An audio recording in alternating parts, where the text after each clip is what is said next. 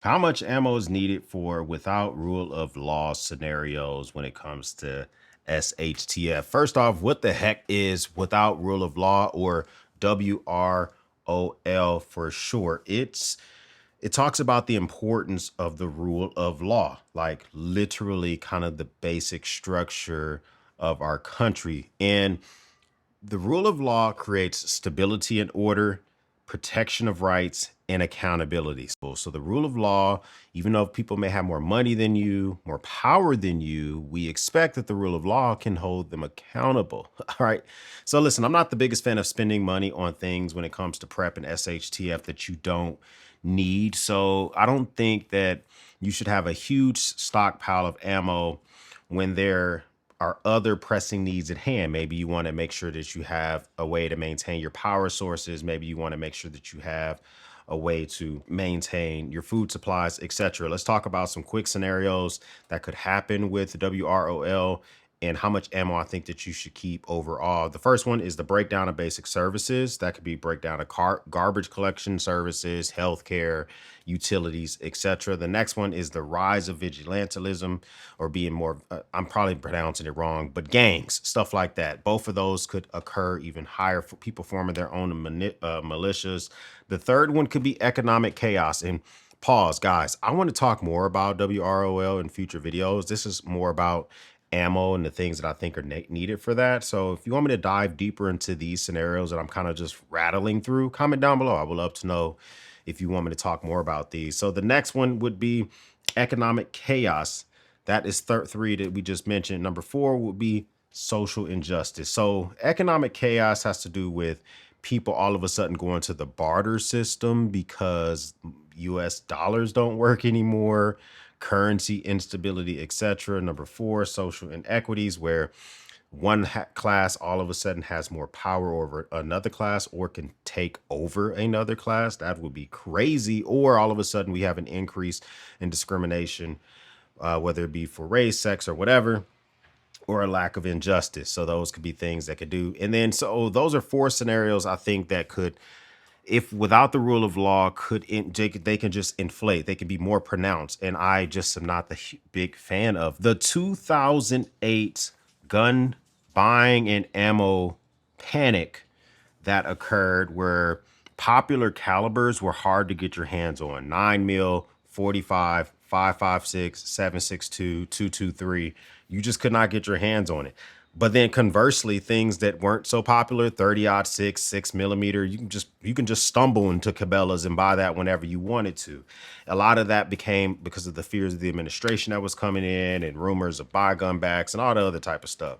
That could happen again. That's why I'm telling you these minimums that I think you should have. So one is because of the WROL situations. The other one is because people get panicked whenever they do a run on ammo or a run on gun. So minimum ammo stockpiles for preparedness. So I think that there should be some ammo that should be always at the ready for you, within grasp, ready to rock and roll. And then there should just be ammo that you keep stockpiles. So, all right, so the first scenario to talk about is rimfire ammunition. Rimfire ammunition is 22 long rifle, etc. I believe for rimfire ammunition, you should keep 1,000 rounds of practice ammo and 100 rounds of specialty ammo per weapon. So if you got 22 long rifle, this is 36 grain. This is 550 round, a brick. The next thing to think about is your center fire pistol ammunition. That's your 9mm, your 45s, your 40s, etc. For those, same thing. If you can afford it, 1,000 rounds of practice, 100 rounds of specialty.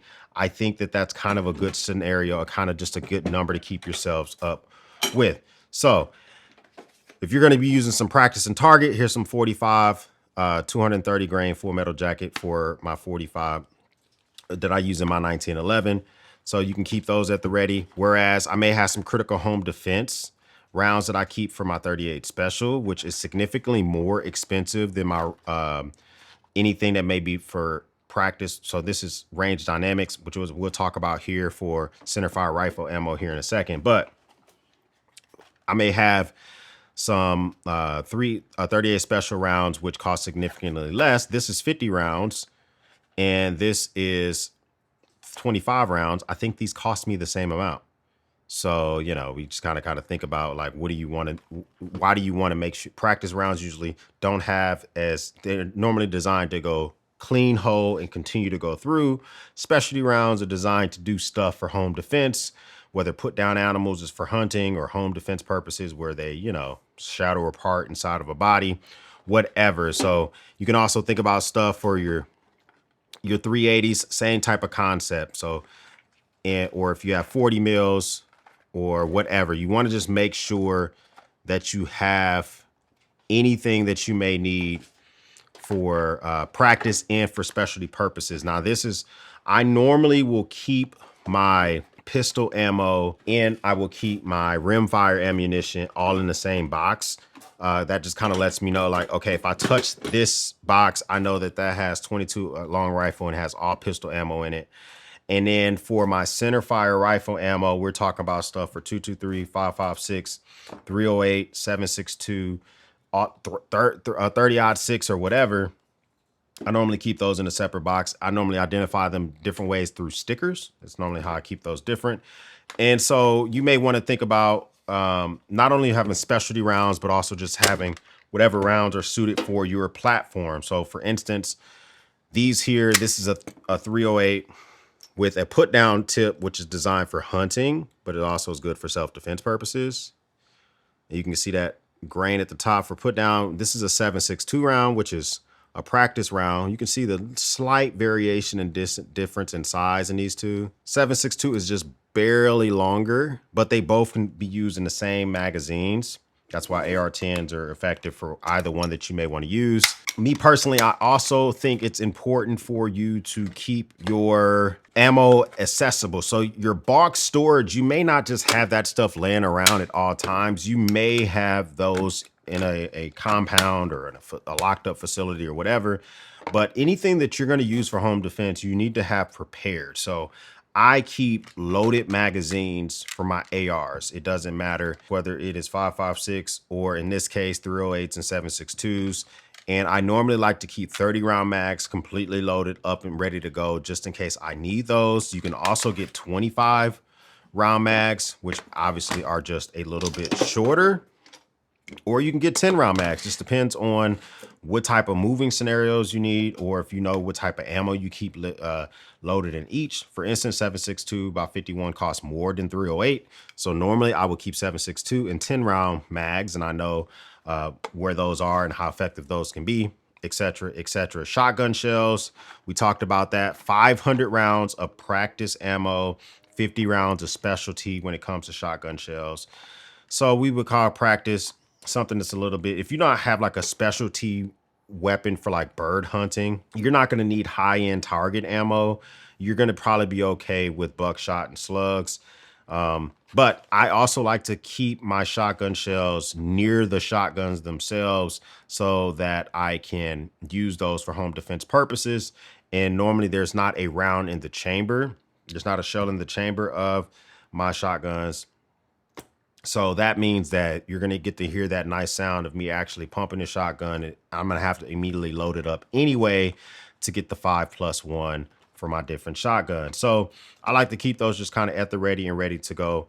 So that's practice ammunition for that. Specialty ammo, we just talked about that, which is your jacketed hollow points or anything similar to that, which, you know, does things to the body when those tend to hit the body. But I think that when it comes to war, without rule of law scenarios, you should keep yourself at a ready. This is a high stakes scenario where your power generators and solar generators and food prep aren't going to help you in every situation. Maybe you can barter.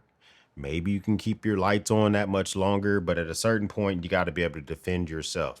So that might be something that you want to just keep at the ready, just in case you need that.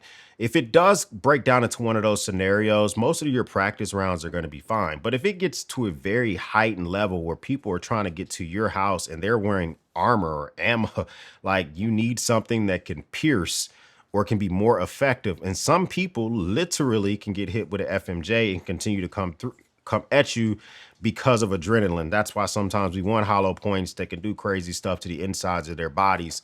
But that's really going to be depending up to you. Just keep your, if you believe in the second A, keeping your ammo at the ready, I think is critically important. What do you think your minimum stockpiles are when it comes to SHTF? Comment down below. Do you think that you should have more at the ready? You should have less at the ready? Or are you just going to fight with your fists? I would love to know what your comments down below. If this is your first time stopping by, hit the subscribe button. I would love to have you a part of the battalion. If this is not your first time stopping by, well, thank you once again for watching me run my grape. For everyone else, we'll speak soon.